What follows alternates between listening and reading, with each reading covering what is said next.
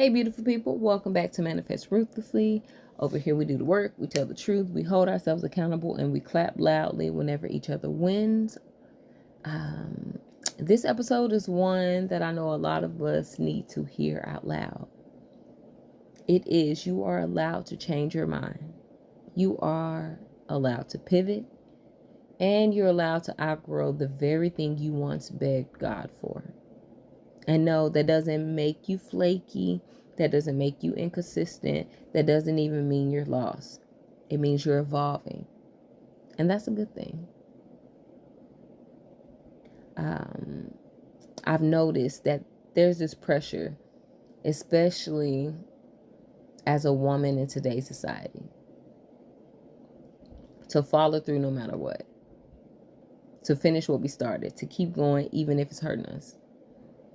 I'm a black woman, so in this particular case, I am speaking to black women. But if the statement applies, please apply it. If it doesn't, again, skip this whole message. I understand. But, we have to follow through no matter what it is. We got to finish what we start. We got to keep going even if it's hurting us. Even if it's draining the hell out of us, if we're being honest. Because quitting, pivoting, saying this no longer fits me, that person no longer fits me, that situationship no longer fits me, that's what feels like failure. But please hear me clearly. You do not owe loyalty to a decision you made when you didn't know any better. You made a choice with the tools, desires, and awareness you had at the time. And now you've grown. Now you've seen some things. Now you've lived. So it makes sense that the vision might shift.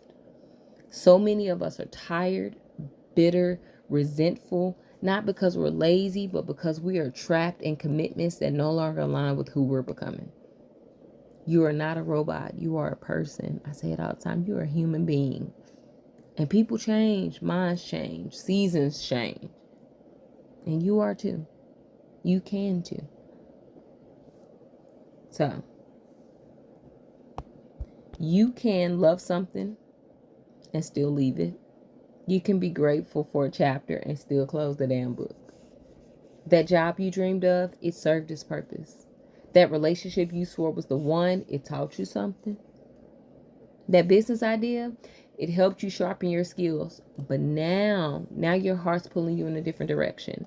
And that's not failure, that's growth. So stop gaslighting yourself into staying somewhere that's suffocating you just because you said yes once upon a time. You're not obligated to suffer through a season that no longer suffers. You are no longer obligated to suffer through a season that no longer serves your soul. Some of us are staying in situations out of fear of what other people will think if you leave. You don't want to be seen as inconsistent, as a quitter. You don't want to hear them say, I knew she couldn't do it. I always knew it was going to happen. The gossiping, the naysayers, You don't want to have to admit that the dream changed or that thing didn't work out, that relationship, that job, that promotion, the kid, the dogs, the house, whatever it is. But at the end of the day, baby, are they living your life? Are they the ones staying up late at night, feeling drained, unmotivated, or miserable? Are they carrying the weight of what no longer feeds you? No. Then why are you sacrificing your peace for their opinion? Let they ass talk. Let them speculate. Let them be confused. You owe them nothing, but you owe yourself everything, especially the truth. Sometimes God will let things fall apart so you'll stop trying to force what's expired. Sometimes the dream changes because the dreamer changed. And that's okay. Just because you're not where you thought you'd be doesn't mean you're off track. Sometimes the reroute is the blessing. The delay is the direction. And even if it doesn't make sense yet, if it doesn't make sense right now, trust that your spirit knows something your logic hasn't caught up to yet. So the questions for today is, what are you still doing out of guilt, not alignment? What plan or promise are you forcing because you're scared to disappoint others? What would it feel like if you finally free yourself from what no longer feels like a match? Sometimes the most powerful thing you can say is, that worked for who I was, but not for who I am becoming. So a couple of questions I have are, where in my life am I pretending to be fulfilled just to maintain consistency? What dreams, goals, or roles no longer reflect my values or my spirit? What would it look like if I gave myself full permission to pivot without needing a dramatic explanation? Who am I afraid to disappoint by walking away from something that no longer is right for me? What could I be walking toward if I finally release what no longer fits? And y'all know my favorite part, the little affirmation.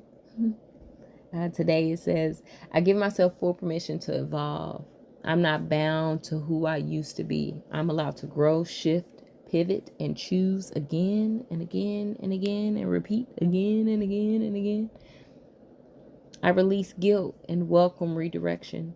My peace, joy, and alignment matter more than my appearance. And I trust myself to make choices that honor who I am, not just who I was or who I used to be.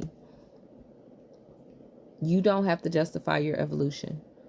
You don't have to defend your pivot. You don't have to shrink your transformation to fill somebody else's comfort zone or their dream. You are allowed to change your mind, and you don't owe anybody an apology for doing what's right for you. Okay? So go do what you want to do. You know exactly what it is.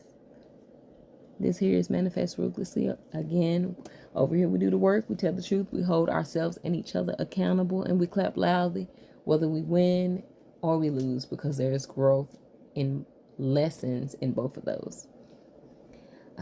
If you're looking for a little healing with a little bit of edge, a little bit of sass, a whole bunch of cussing probably, and a whole lot of heart, then you are home. You're in the right place, and I will see and talk to y'all tomorrow. Bye.